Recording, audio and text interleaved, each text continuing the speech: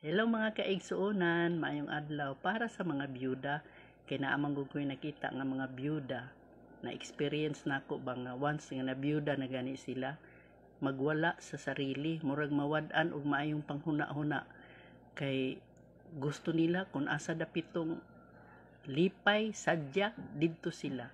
Kung asa dapitong daghan nga mga laki adto pud sila, murag nangita bitaw og laki hinuon naon sa di ay og byuda. Mo nang katingad-an po nako ba nga ingon ana day og mabiyuda magwala sa sarili. Nag-ingon dinhi sa 1 Timothy 5:6, apan ang byuda nga magpatuyangon sa kahilayan patay na sa espiritu bisan tuod buhi pa siya sa lawas.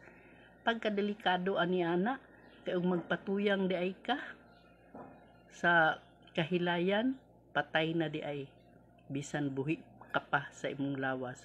So magbantay mga byuda, kinahanglan mag-focus ta diha sa Ginoo, isubmit nato ang atong kaugalingon diha sa Ginoo tungod kay ang mga byuda palangga baya sa Ginoo. Basin wala ka nakahibalo, palangga ka sa Ginoo.